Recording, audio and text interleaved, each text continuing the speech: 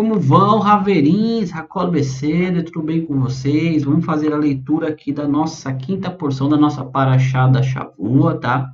A nossa porção semanal aqui de Be'ar. Nós estamos aqui no capítulo 25 do livro de Vaikra, tá? Livro de Levítico em português. Estamos aqui no versículo 29. Eu vou estar lendo para vocês em hebraico e já traduzindo, tá? Veish que incolo, ou seja, se um homem ele vender, tá?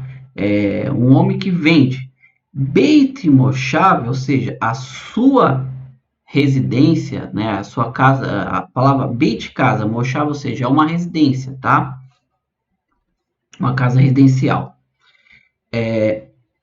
Ir Romá, ou seja, Ir é a cidade que ela é morada. Então, se ele vende uma casa, sua residência, numa cidade morada, Veihaitá, ela será, né? Ela será somente Geulatô, ela só será redimida, né? Adi Tom Shenati, ou seja, após, ela só pode ser redimida até o final de um ano completo, tá? Shenati Minkarov, ou seja, após o ano completo da sua venda, tá?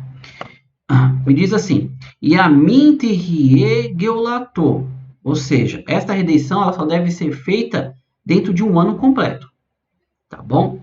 Então nós vemos que nosso primeiro versículo aqui, ele já traz justamente essa questão de que se uma pessoa ela tem uma casa, uma residência, só que ela está dentro de uma cidade que ela é murada. A Torá só fala que ela só pode ser Aditon Shená, Min Karov, ela só pode ser redimida, a venda, dentro de um ano. Se passar esse ano, o que vai acontecer? Vamos aqui para o versículo 30. Se ela não for redimida até o final desse ano, a casa na cidade morada tornar-se-á propriedade permanente do comprador e dos seus descendentes. Ela não será libertada nem pelo jubileu. Ou seja, nós acabamos de entrar aqui na Torá com uma nova lei. Nós entendemos que propriedades hereditárias que estão fora de uma cidade morada em campos, ela pode ser redimida, não tem um tempo fixo, tá? E nós vemos aqui que dentro de um ano, uma cidade, uma residência que está dentro de uma casa, uma cidade morada, ela não pode ser redimida, mesmo passando depois de um ano. E nem o Yovel tem esse poder de trazer a residência de volta para a pessoa, ou seja, nem o jubileu pode trazer de volta. Rashi ele comenta aqui, né? Ele tá até um comentário do Ravi Safra, que mesmo se no ano do jubileu vier ocorrer dentro do primeiro ano da sua venda, não sairá da posse do comprador no ano do jubileu. Ou seja, mesmo se o jubileu cair dentro daquele ano em que a pessoa fez a venda, e que ela tem aquele ano para poder redimir, ela não pode, porque está dentro de uma cidade murada, tá? Você vai ver que dentro do fora, né, do campo, você tem ali, vamos supor aqui, deixa eu explicar para vocês direitinho. Fora da cidade, quem tem uma residência no campo, ela tem um período ali até de 2 anos para redimir. Violator, ela fazia a redenção daquela casa, tá? Só que mesmo no jubileu, ele ainda retorna para ele. Mas ele tem um período máximo ali da pessoa usufruir daquela compra durante um período de 2 anos. Já numa cidade morada, é 1 ano e ele não tem a possibilidade de sair, voltar para ele nem mesmo no jubileu, tá? Vamos lá. Casas em cidades sem muralhas em torno têm a mesma lei que um campo aberto da terra. Nós estamos explicando. Elas podem ser redimidas e sairão no ano do jubileu, como eu acabei de explicar. Sobre as cidades dos levitas, a casa de suas cidades herdadas sempre terão o direito de serem redimidas pelos levitas. Se alguém redime uma casa ou uma cidade dos levitas, ela sairá no ano do jubileu, porque a casa dos levitas, a casas na cidade dos levitas é uma herança ancestral entre os filhos de Israel. Então, o que a Torá explica aqui? Que dentro da questão dos Levim, Deus não deu herança para eles como terra. tá? Então, o que a Torá vem dizer? Que o levita, independente, ele, mesmo dentro de uma cidade, ele tem, né, o direito de reaver a sua propriedade, porque é uma herança dada por Deus. Então, essas leis que nós acabamos de ler aqui, dentro da cidade morada, não se aplicam aos levitas, tá?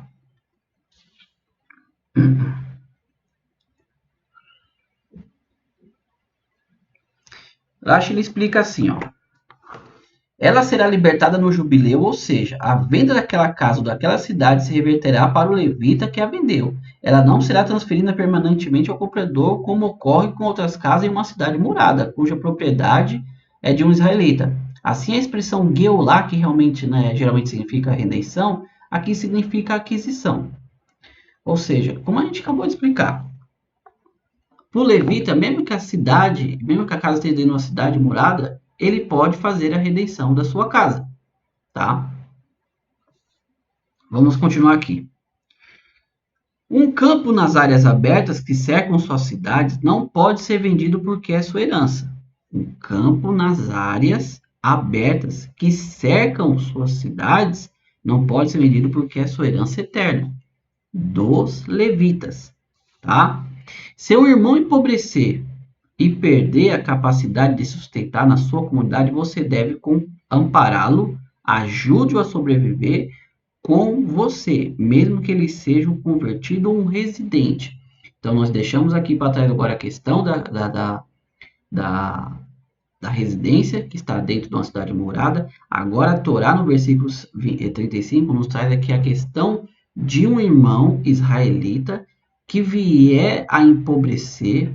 É uma mitzvah, tá? É um mandamento da Torá, um mandamento de Deus, que se uma pessoa da sua família, um irmão, um arri, ele venha a empobrecer, você tem que ampará-lo, tá?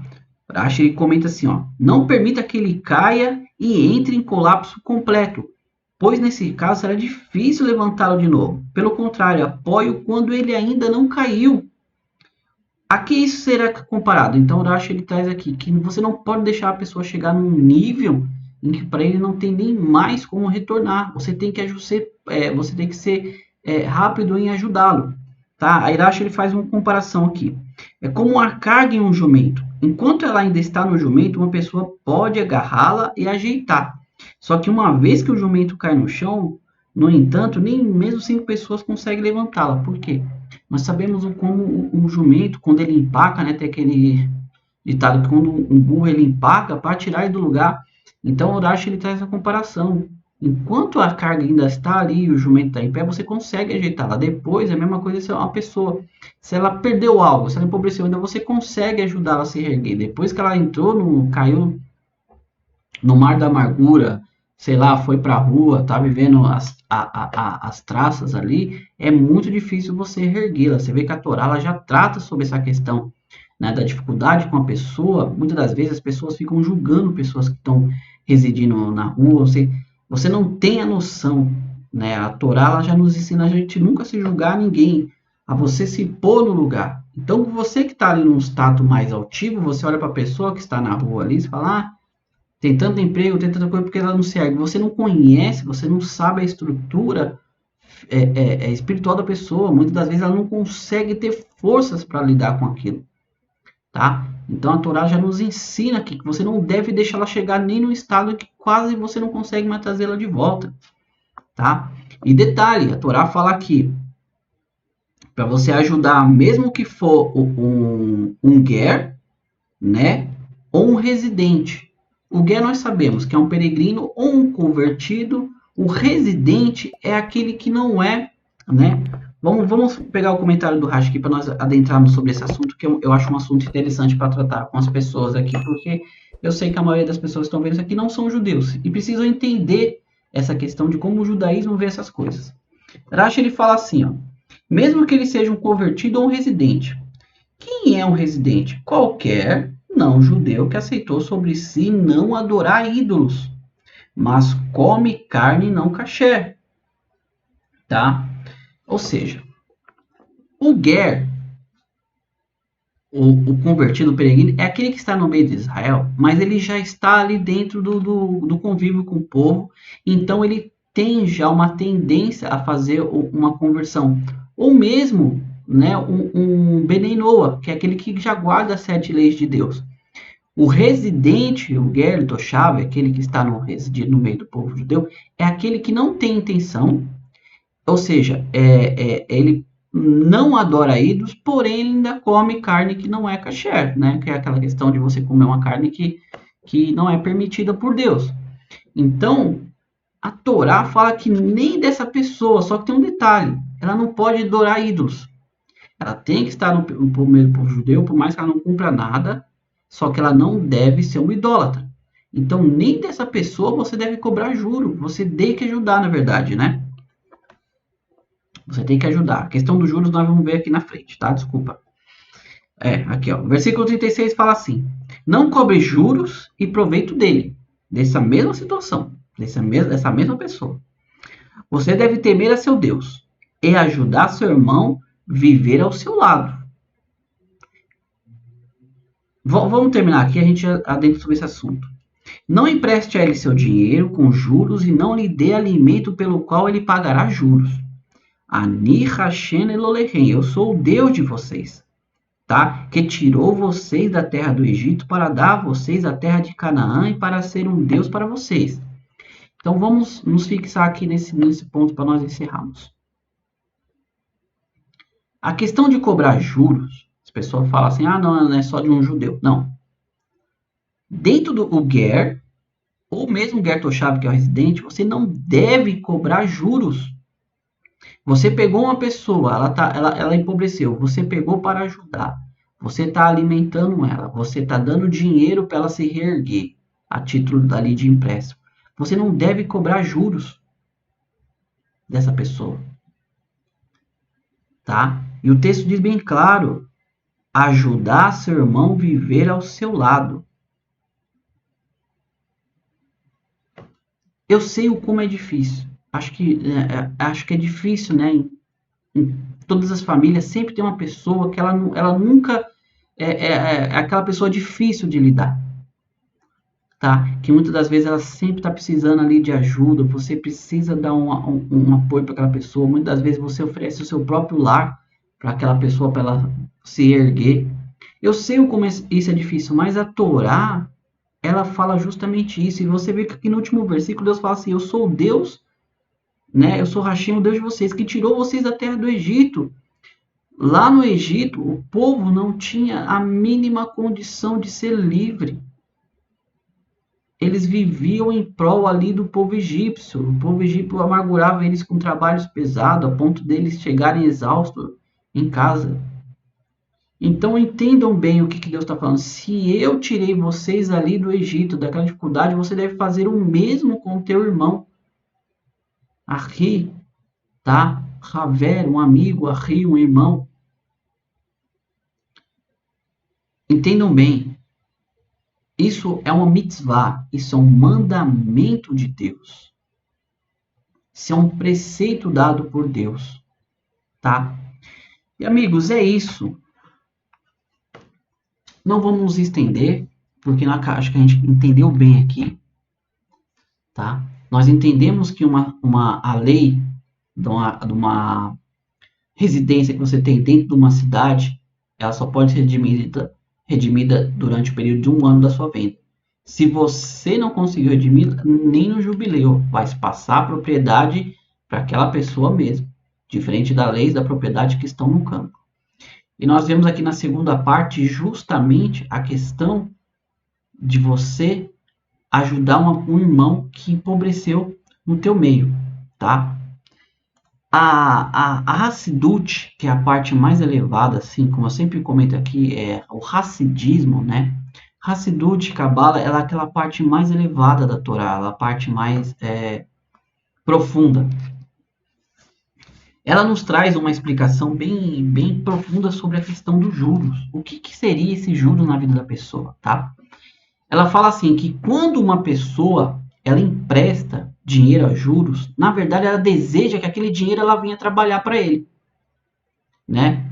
que lhe traga uma renda sem que ela faça qualquer tipo de esforço. Essa é a noção do juro. O juro, ele trabalha para você, tá? Só que isso, ela se opõe totalmente à própria noção da Torá. Por quê?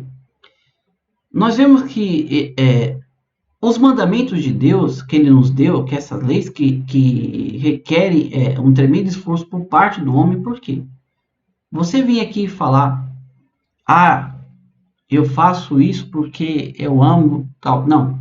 Se Deus deu algo para você e pediu para você fazer, é porque aquilo vai exigir um pouco de esforço, tá? Então, tudo aquilo que não é por esforço, ela é uma glória imerecida. Ou seja, não é uma glória, tá?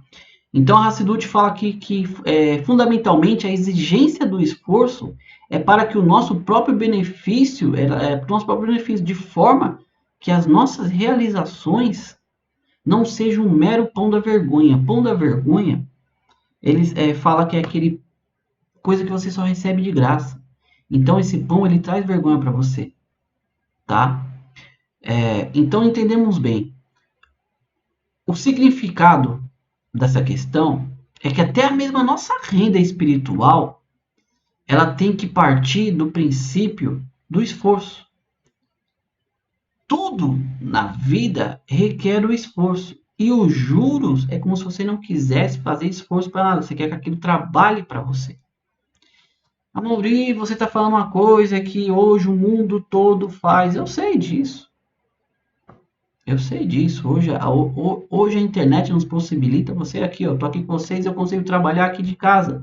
Eu consigo criar produtos, gerar coisas que me tragam renda.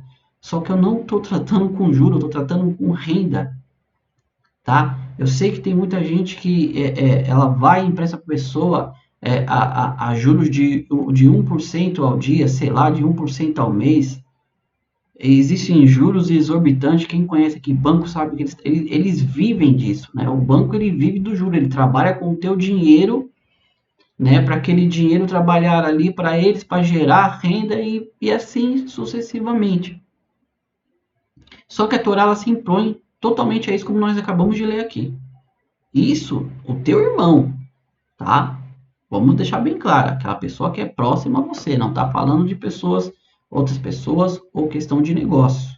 Tá falando do teu irmão, aquele que precisa se erguer, se levantar.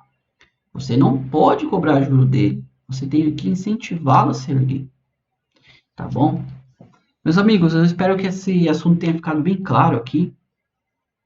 Tá? Sobre a questão da moradia, sobre a questão da cobrança de juros. Mais uma vez, você que já acompanha nosso canal aqui já há um bom tempo, né? Que está aqui conosco. Muito obrigado por ter chegado até aqui. Né? Deixa um like, compartilhe, inscreva. É bom você sempre estar escrevendo, deixando um like, porque assim o engajamento do YouTube fica melhor. Tá? Já você que é novo, chegou a primeira vez nesse canal, muito obrigado, seja bem-vindo, se inscreva, deixa um like, compartilhe esse conteúdo se ele foi relevante para você. Tá? E mais uma vez a todos Todarabá, Bekol Tov, tudo de bom, Atzlahá, sucesso na vida de cada um. E que Mashiach venha hoje, se revele hoje para nós, senão amanhã estaremos aqui novamente com a sexta e sétima parte da nossa Parashá Hashavua, da nossa porção da semana, tá bom? De BA. Amigos Todarabá, muito obrigado mesmo, tá? E Lehi Traot, fiquem com Deus, nos vemos amanhã, se assim Hashem quiser. Abraço!